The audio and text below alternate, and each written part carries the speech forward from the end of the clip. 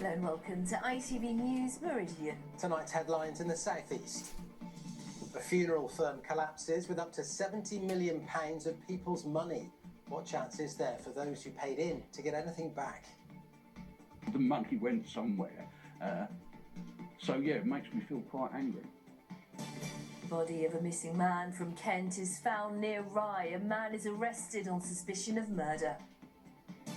Also tonight, calls to protect the Ashdown Forest's rare fungi, how illegal forages are upsetting the delicate balance of those precious ecosystems. And we're in East Grinstead to find out how they're combating loneliness with a bowl and a bread roll.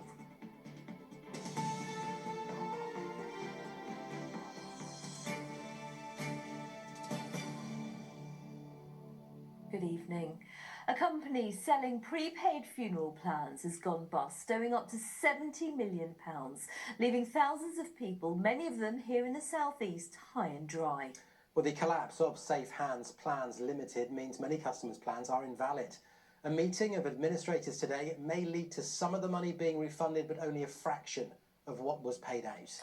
Well, 1 in 6 people invest in funeral plans. In a moment, advice from an expert on what to watch out for. First, James Dunham reports on the Safe Hands fiasco. Nigel Humphrey thought he'd be able to sit back and relax knowing his funeral plans were in place. With us, you'll always be in safe hands. So much for that. The 74-year-old from Tunbridge says the firm Safe Hands made it crystal clear that he could trust them with his money. Instead, he still doesn't know if he'll see the £3,000 he paid ever again, despite the company going bust 2 years ago. I mean, money doesn't disappear. It goes somewhere, doesn't it? So, it's not that there was a big fire and loads of notes got burnt. The money went somewhere.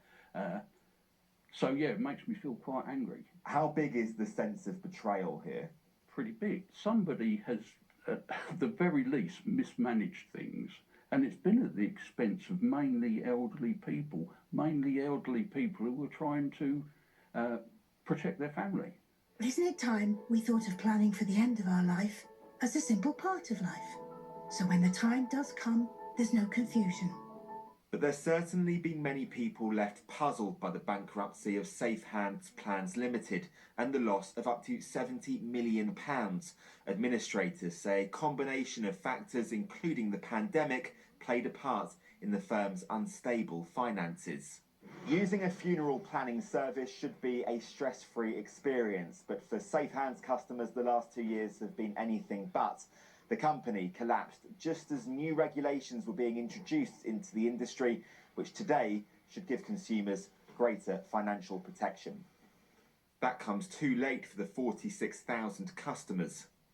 So these are your bank statements, and this is all you've got to show you for a plan that will never materialise? Yes, that's correct, yeah. Kim Gibbs, who is also from Tunbridge, took out a plan because her mother had one for her funeral.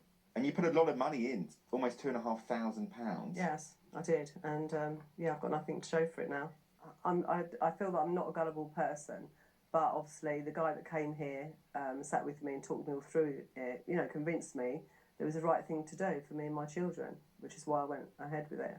How let down do you feel? Yeah, really let down. For me, that's a lot of money, and now I just think I haven't got that sort of opportunity maybe to save all that money again for another one. ITV Meridian understands any return achieved by the administrators could be as little as 10%, but the recuperation process will continue into next year, meaning the frustrating wait continues for policyholders like Kim and Nigel, who only wanted to buy certainty and peace of mind. James Dunham, ITV News, Tunbridge.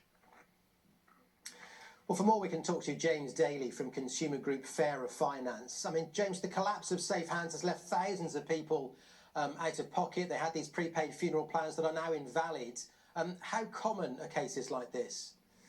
Well, I mean, thankfully, they're not common moving forward because the whole sector is now under full FCA regulation, and that means you can buy a plan today with confidence that if anything goes wrong, your money will be protected. But unfortunately, there were a number of firms, Safe Hands being the largest, that went bust in the run-up to regulation, and there weren't any protections before July 2022, And so now there are tens of thousands of customers, the majority of them Safe Hands customers, who have lost some or in some cases even all of the money they put in. And of course, you know, that was often thousands of pounds.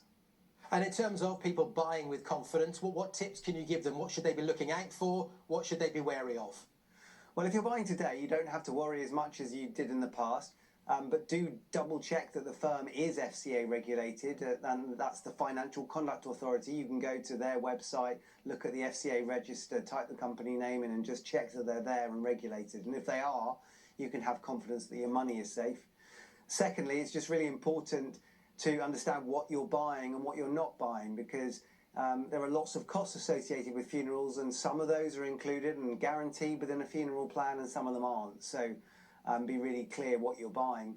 And then thirdly, just be careful for any cancellation fees and look for plans that can move if you need to move, because some are not very flexible. And of course, people's circumstances do change. And I guess what the problem is with this case, I mean, it's such a horrible thing for people to go through. They're trying to do the right thing, aren't they? 1 in 6 people buy funeral plans. Are they becoming increasingly popular? Well, they were before all of this kind of came to the fore a few years ago, and I think some of the stories that we've heard, particularly around Safe Hands, have put people off, and sales haven't returned to the levels that they were before 2020.